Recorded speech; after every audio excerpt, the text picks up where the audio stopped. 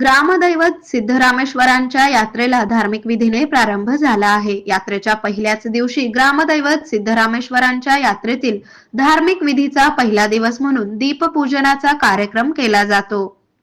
तो शहरातील 5 मान्यवरांच्या घरी केला जातो. त्यामध्ये मुस्तारे परिवार, कळके परिवार, दर्गो पाटील परिवार, मसरे परिवार, धुम्मा परिवार या 5 मानकरांच्या वतीने पाद्य पूजन करून हिरे हब्बूंना बोलावले जाते आणि सिद्धरामेश्वरांच्या यात्रेचे दीप प्रज्वलित केले जातात अशी परंपरा असून गुरुवारी या प्रथेप्रमाणे दीपपूजन करण्यात आले. यावेळी मुस्तारे कुटुंबात महादेवी मुस्तारे, अश्विनी मुस्तारे, विजयालक्ष्मी मुस्तारे, संगीता मुस्तारे, सुनंदा मुस्तारे, सागर मुस्तारे, अनिता मुस्तारे आणि चिदानंद मुस्तारे आदी मान्यवरांनी हा धार्मिक विधी साजरा केला.